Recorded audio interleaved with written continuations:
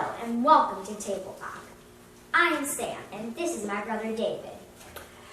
Hi, today at the Table Talk we are talking about ancient Egypt. Hey David, wouldn't it be cool if we could actually go back to ancient Egypt?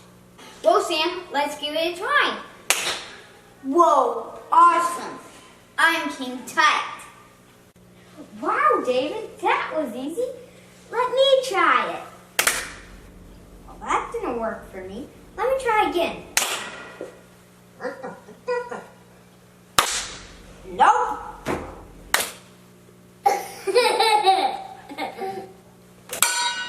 I don't even know how to cook. Yes, sir.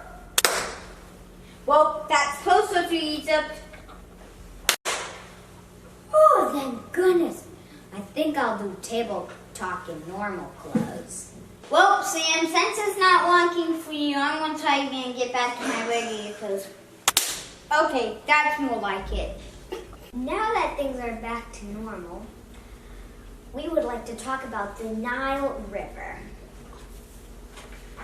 The Nile River was the important thing to the Egyptians. The Nile River was used for all sorts of things. Bathing, cleansing, cooking, drinking, And transportation. Yeah. And speaking of the Nile River, the Nile Delta flows into the Mediterranean Sea. And it is shaped like the Greek letter D, like a triangle. And it overflows its banks every year and gives rich silt for the crops.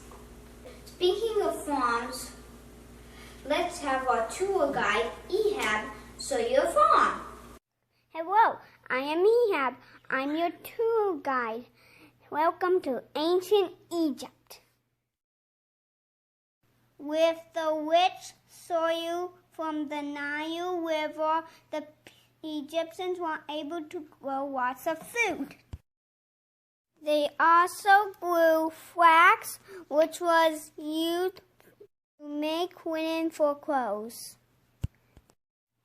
Farmers grew lots of important crops such as wheat and barley to make bread. It was very hard to grow crops in the desert. Farmers had to use irrigation to bring water to their crops. Irrigation is the farmer's way to bring water to their fields. Some farmers even still use seduce today. The seduce moves water to a higher level into an irrigation ditch. The heavy weight on one side of the seduce helps whip the bucket of water.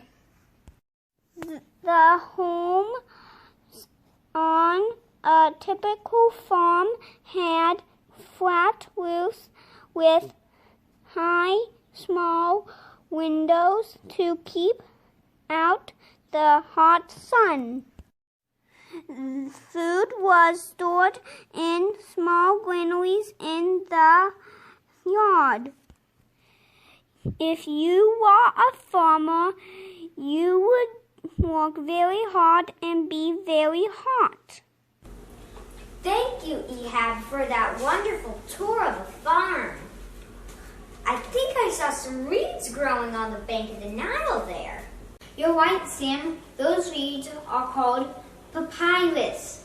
The Egyptians made the first people in the world, papyrus. And here's a picture of them making papyrus. And here's a little piece of papyrus. It can only, look how strong it is. It can only break when wet. You're right, David. It was the first newspaper in the world. And scribes used a special type of language on the papyrus. It was called hieroglyphics. And it took scribes over 10 years to learn to read and write these hieroglyphics. There are more than over 700 symbols. And also a special stone called the Rosetta Stone, which was found in Rosetta. It was very special because some years later, somebody found out the key to hieroglyphics. They knew Greek and Demotic, that they said the same, but they weren't quite sure if the hieroglyphics said the same. And someone figured it out. They said the same, and that was the key to unlocking hieroglyphics. This is an example of hieroglyphics. From the Rosetta Stone, I know that this says Ancient Egypt, a great civilization. Sam, that's so cool that you know how to read hieroglyphics. Sam, maybe you could read about the Pharaoh. I'm sure our guide Ehab is with the Pharaoh now. Let's go ask him. Here comes the Pharaoh now. Wow, look at his special crown. This crown was made by King Menes.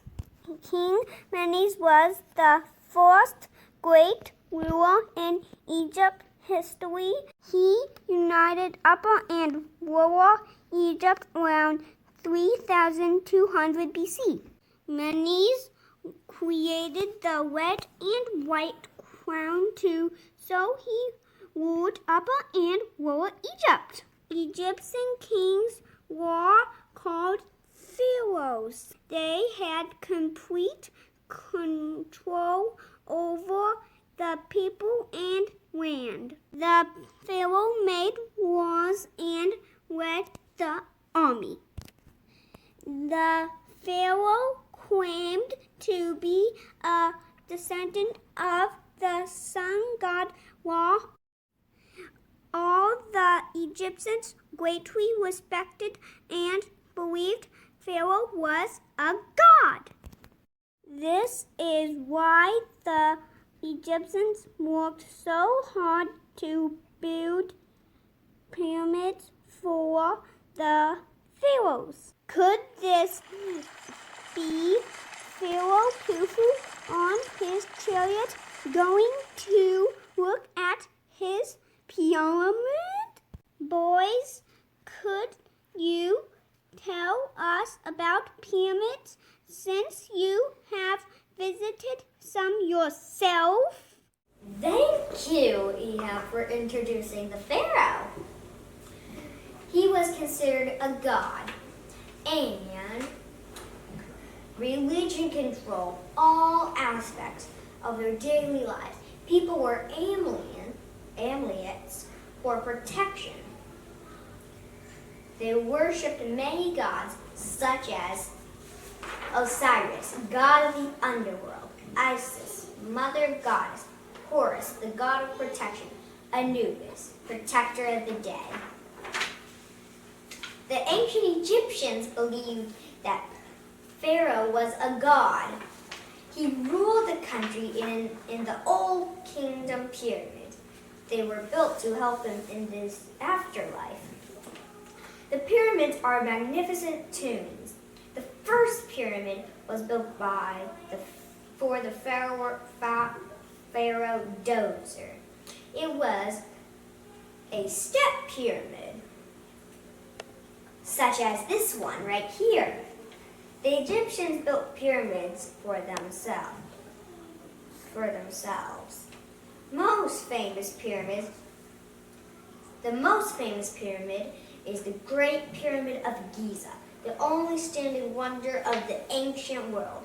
They built it for Pharaoh Khufu. Khufu around 2600 BC.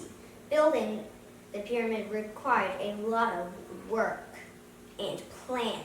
Most of the work on the pyramids were done by farmers while their fields were flooded from the Nile River. It took 100,000 men 20 years to build Khufu's pyramid.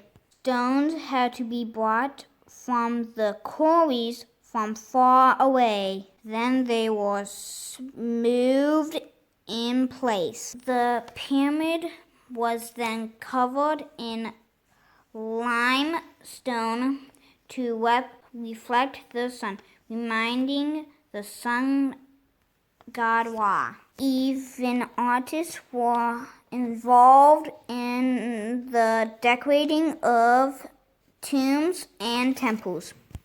Elaborate murals can still be seen today. The tombs were filled with things to help the dead in the afterlife. Treasure and mummified pets and food were stored in. Almost all the graves have been found after robbers have stolen the many treasures.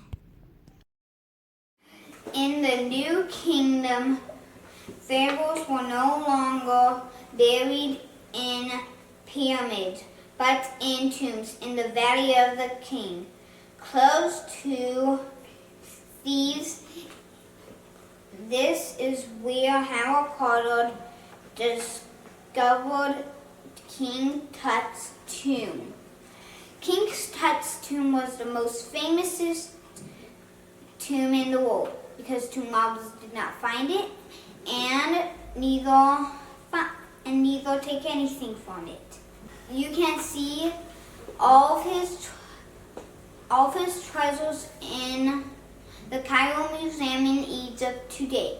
Me and Sam went to the Cairo Museum in Egypt.